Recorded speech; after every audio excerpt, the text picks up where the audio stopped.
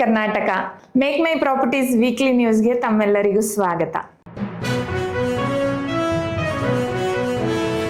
ಇದೀಗ ಕರ್ನಾಟಕದಲ್ಲಿ ಆಸ್ತಿ ನೋಂದಣಿ ಶುಲ್ಕವನ್ನು 1% 2% ದುಪ್ಪಟ್ಟು ಹೆಚ್ಚಿಸಲಾಗಿದೆ. ಈ ಕ್ರಮವನ್ನು ಆಗಸ್ಟ್ 31 ಜಾರಿಗೊಳಿಸಲಾಗಿದೆ.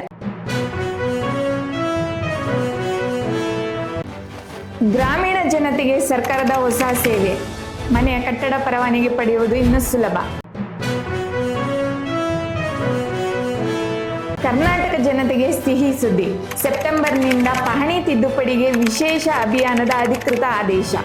ರಾಜ್ಯದ ಎಲ್ಲಾ ಭಾಗದಲ್ಲೂ ಆಸ್ತಿ ಖರೀದಿ ಮತ್ತು ಮಾರಾಟಕ್ಕೆ ಸರ್ಕಾರ ಇಂದಿನಿಂದ ಡಿಜಿಟಲ್ ಸಹಿ ಅಳವಡಿಕೆಯನ್ನು ಕಡ್ಡಾಯ ಮಾಡಿದೆ. ಬೃಹತ್ ಬೆಂಗಳೂರು ಮಹಾನಗರ ಪಾಲಿಕೆ 18 ವರ್ಷಗಳ ನಂತರ ತನ್ನ ಅಸ್ತಿತ್ವವನ್ನು ಕಳೆದುಕೊಳ್ಳುವ ದಿನ ಹತ್ತಿರವಾಗುತ್ತಿದೆ. ಸೆಪ್ಟೆಂಬರ್ 2ರಂದು 5 ನಗರ ಪಾಲಿಕೆಗಳ ಅಂತಿಮ ಅಧಿಸೂಚನೆ ಹೊರಬೀಳುತ್ತಿದ್ದಂತೆಯೇ ಬಿಬಿಎಂಪಿ ಹೆಸರನ್ನು ತೆಗೆದುಹಾಕಿ ನಂತರ ಜಿಪಿಎ ರಚನೆಯಾಗಲಿದೆ. ಆಗಸ್ಟ್ 26ರಂದು ಬೆಂಗಳೂರಿನಲ್ಲಿ 278 ಎಕರೆ ಭೂ ಒತ್ತುವರಿ ತೆರವು ಕಾರ್ಯಾಚರಣೆಯನ್ನು ನಡೆಸಲಾಯಿತು.